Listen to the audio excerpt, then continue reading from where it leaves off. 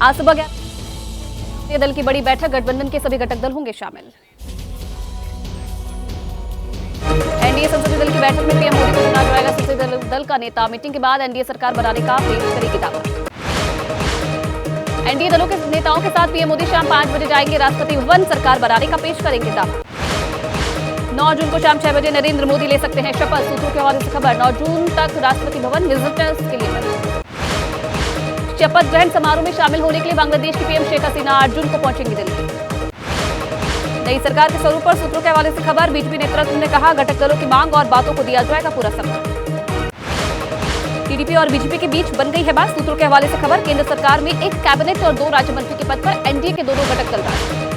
TDP के senior leader और पूर्व सांसद रविंद्र कुमार का बयान, कहा बिना शर्त टीडीपी ने दिया समर्थन, स्पेशल स्टेटस की नहीं रखी।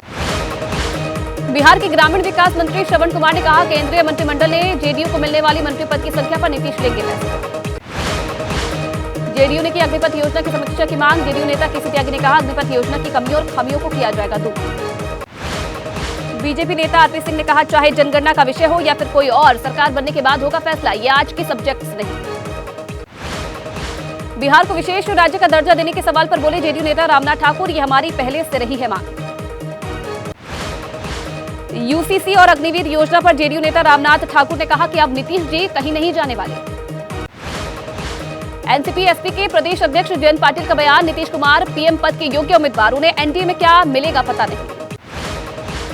बिहार जेडीयू अध्यक्ष उमेश कुशवाहा का निशाना, हमारी पार्टी टूटने का दावा करने वालों पर जनता का जनादेश तमाचा। आरजेडी नेता मृत्युंजय तिवारी ने कहा, इस सरकार में जेडीयू की अहम भूमिका। अग्निवीर बिहार को विशेष राज्य का दर्जा, जातीय जनगणना मुद्दा।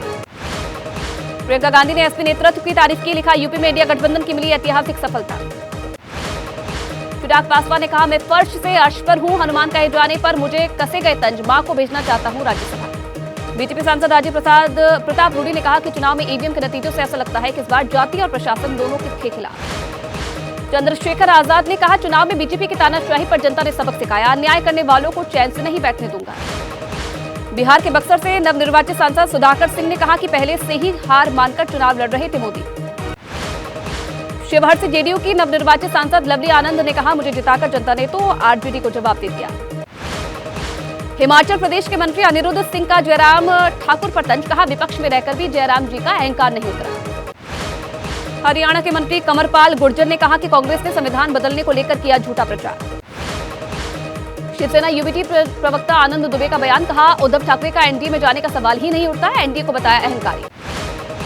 जीतन मांझी का बड़ा बयान, कहा, सिर्फ मोदी के चमत्कार के भरोसे ना बैठे नेता, बोले सभी उंगलियां को करनी होगी मजबूत। बीजेपी के सहयोगी संजय निषाद का बयान, कहा, अति आत्मविश्वास और बीजेपी में आपसी कलह की वजह से पार्टी को नुकसान हुआ।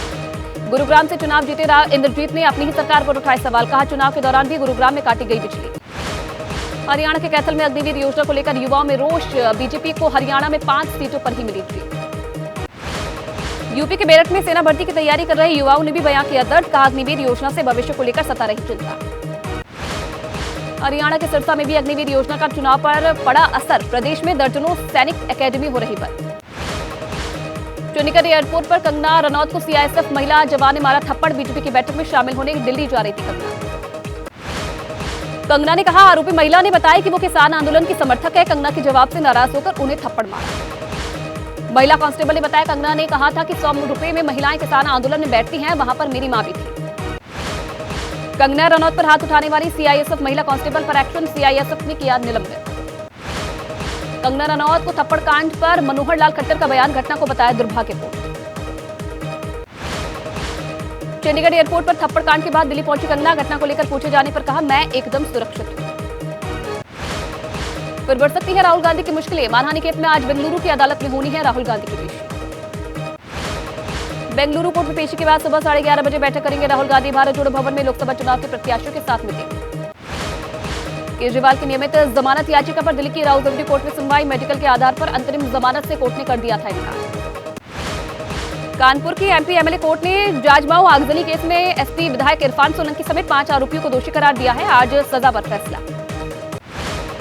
जम्मू के बारामूला से लोकसभा चुनाव जीते शेख अब्दुल की अंतरिम जमानत याचिका पर आज सुनवाई, शपथ ग्रहण समारोह में शामिल होने के लिए मांगी बेल। आतंकी फंडिंग मामले में जेल में बंद है शेख रशीद, निर्दलीय चुनाव लड़कर उमर अब्दुल्ला को 2 लाख से अधिक मतों से हराया। दिल्ली जल संकट पर सुप्रीम कोर्ट का बड़ा फैसला। हिमाचल प्रदेश को दिया 127 क्यूसेक अतिरिक्त पानी छोड़ने का निर्देश। मुंबई में मंत्रालय भवन की बिल्डिंग से एक युवक ने लगाई छलांग। ऊपरी मंजिल से कूदकर की सुसाइड की कोशिश, सुरक्षा जाल से बची जान। दक्षिण मुंबई में मंत्रालय भवन है महाराष्ट्र सरकार का मुख्यालय। कुछ साल पहले ही लगाया गया था जाल। कानपुर के कल्याणपुर थाना क्षेत्र में चेन स्नैचिंग की वारदात। महिला के गले से चेन लूटकर फरार हो गए लुटेरे। जयपुर में 4 दिन पहले हुई महिला की हत्या में खुलासा। 2 आरोपी गिरफ्तार। अवैध संबंधों के चलते गला दबाकर हत्या। फिरोजाबाद में एक शख्स का 2 दुल्हन से शादी करने का मामला सामने आया। सूचना पर पहुंची पुलिस ने शादी रुकवाई। लखीसराय में स्टेशन पर खड़ी EMU ट्रेन में लगी आग। फायर ब्रिगेड ने आग पर पाया काबू। 3 घंटे तक बाधित रहा रेल यातायात। महाराष्ट्र में केमिकल फैक्ट्री में लगी आग। भिवंडी स्थित केमिकल फैक्ट्री में आग लगने से लाखों का नुकसान। महाराष्ट्र की भिवंडी में सामने आई आग लगने की घटना। दापोड़ा गांव के 2 गोदामों में लगी आग। फायर ब्रिगेड की गाड़ियों ने आग पर पाया काबू। पूर्वी दिल्ली के पांडव नगर थाना क्षेत्र में आग लगने की घटना। एक फ्लैट में लगी आग। फायर ब्रिगेड की 5 गाड़ियों ने बुझाई आग। हैदराबाद के नामपल्ली में फर्नीचर की दुकान में आग लगी। फायर ब्रिगेड की कई गाड़ियों ने मौके पर पहुंची। लाखों का सामान खाक। बरनाला में पेपर मिल यूनिट में लगी भीषण आग। करीब 50 करोड़ रुपए के नुकसान की आशंका। पंजाब के संगरूर में ATM में लगी आग। देखते देखते पूरे ATM में फैल गई आग। ATM मशीन को भी पहुंचा नुकसान। पुंछ के मनकोट से पकड़े गए शख्स को वापस भेजा गया पाकिस्तान। 2 दिन पहले की थी घुसपैठ। महाराष्ट्र के कोल्हापुर में जोरदार बारिश से सड़कों पर भरा पानी। भीषण गर्मी से लोगों को मिली निजात। मणिपुर के इम्फाल में बाढ़ बारिश से लोगों का बुरा हाल। राहत शिविरों में शरण लेने को मजबूर हैं लोग। हिमाचल के कुल्लू में भारी बारिश से तबाही। नालहाज क्षेत्र में बारिश और ओलावृष्टि से फसलों को नुकसान। दिल्ली NCR में बदला मौसम का मिजाज। तेज हवाओं के साथ चली धूल भरी आंधी। तापमान में मामूली गिरावट। दिल्ली से सटे गाजियाबाद में भी अचानक आई आंधी और तेज हवाओं से बदला मौसम। गर्मी से लोगों को मिली राहत।